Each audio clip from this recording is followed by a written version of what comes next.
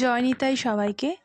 আমাদের বাড়িতে দামোদর মাস উপলক্ষে কার্তিক মাসে প্রতিবারেই একটি পাঠের আয়োজন করা হয়, মানে এটি হলো চতুর্থ বছর। এবং এই মাসটিতে আমাদের গোপুরা সবাই মিলে এক জায়গায় হয়ে এই অনুষ্ঠানটি হয়।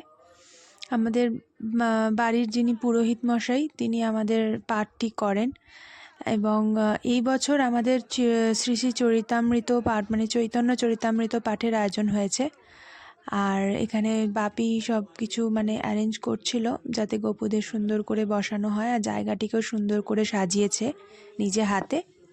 এই যে জেঠু এখানে পাঠ করছে, আর এইখানে আমাদের গোপুরা সব বসে আছেন। গোপুদের সবাইকে সাজানো হয়েছে সুন্দর করে। তো সবাই দেখো কত শান্ত, একদম ছেলের মতো বসে আছে, তাই না? আর সবাই তাদের বাড়ির গোপালকে নিয়ে এখানে আসেন। ভক্তবৃন্দরা সবাই এসে জমায়েত হন।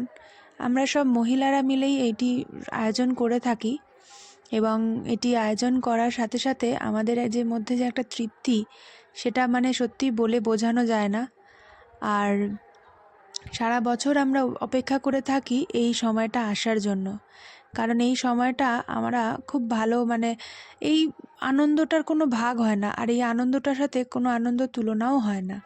তাই সব পুজোর শেষে রাস পূর্ণিমা তিথিতে এই মানে পাঠটির আয়োজন আমাদের করা হয়ে থাকে প্রতিবারই। আর যেহেতু বৃহস্পতিবার সমস্ত মানে ছেলেদের এখানে আমাদের ছুটি থাকে, যেহেতু তারা সব ব্যবসার সাথে জড়িত, তো সেই কারণে আর কি আমাদের বৃহস্পতিবার দেখেই শুরু হয় পাঠটা। আর এখানে আমরা একটা সবাই মিলে একটা মানে নাটক টাইপের একটা আয়োজন করেছিলাম, যেটা ছিল হচ্ছে নৌকা বিলাস। অনেকেই জানেন হয়তো।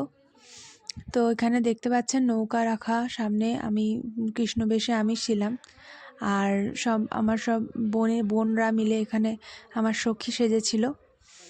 আর এখানে পাঠও চলছিল একাধারে।